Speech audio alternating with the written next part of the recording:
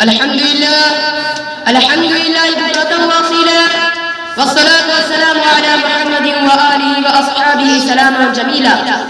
أما بعد، قال النبي صلى الله عليه وسلم: لكل شيء علم وعلم الإيمان الصلاة. حضرات، میں نے ابھی آپ کے سامنے ایک مختصر سی حدیث پڑھی ہے جس کا ترجمہ یہ ہے: سرکار دو عالم جناب محمد رسول اللہ صلی اللہ علیہ وسلم نے ارشاد فرمایا ہے کہ ہر چیز کا ایک نشان ہوتا ہے اور ایمان کا نشان نماز ہے.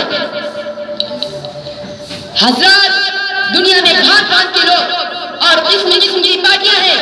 کوئی عربی ہے تو کوئی ایرانی، کوئی فرانسیسی ہے تو کوئی جاپانی، کوئی چینی ہے تو کوئی ہندوستانی، کوئی افغانی ہے تو کوئی پاکستانی.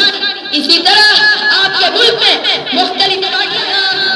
کانگریس ہے تو کسی کا کمیونسٹ، کسی کا نام چند سنگھ ہے تو کسی کا سوشلسٹ.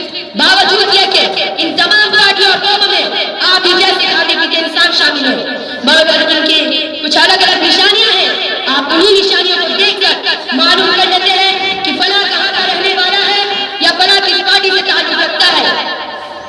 یہ تو گفتگو ہوئی ان چیزوں کے بارے میں جو ہماری نگاہوں سے گزرتی ہے، مگر کچھ چیزیں ایسی ہیں جو ہماری آنکھوں سے دکھائی نہیں دیتی، مگر ان کے کچھ نشانات ہوتے ہیں جن سے ان کے وجود کا پتہ چلتا ہے. مثال کے طور پر ہوا دکھائی نہیں دیتی، مگر جب پتیاں ہلتی ہیں تو پتہ چل جاتا ہے کہ ہوا چل رہی ہے. اسی طرح کفر، نفاق، فسق، ایمان جیسی چیزیں ہماری ظاہری آنکھوں سے نظر نہیں آتی، مگر ان کے کچھ علامتیں ہیں جس سے ہم پہچان جاتے ہیں اور کون منافق، کون مومن ہے اور کون فاسق. اس حدیث میں ایماندار کی یہ نشانی بتائی گئی ہے کہ وہ نماز پڑھتا ہوتا. روزہ ہے چند مخصوص دن کے لیے، حج و زکات ہے صرف دولت مندوں کے لیے. لیکن نماز ایک ایسی چیز ہے جو سال کے ہر دن میں امیر ہو یا غریب، دولت مند ہو یا فقیر، جاہل ہو یا عالم، سب پر فرض ہے.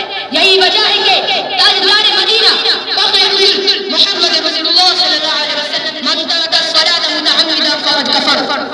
جس آدمی نے قصداً نماز چھوڑ دی اس نے کافروں والا عمل کیا. یعنی نماز چھوڑنا مسلمانوں کا کام نہیں. مرد مسلم سب کچھ چھوڑ سکتا ہے، لیکن نماز چھوڑنا اس کے لیے گوارا نہیں ہونا چاہیے. ہمارا کام کہنا ہے، کاش کہ آپ سنیں اور اس پر عمل کریں. وآخر دعوانا ان الحمدللہ رب العالمین. آ گیا ہے لڑائی میں اگر وقت نماز، آ گیا ہے لڑائی میں اگر وقت نماز، قبلہ کو کہ زمین کو سلطان حجاز. السلام علیکم.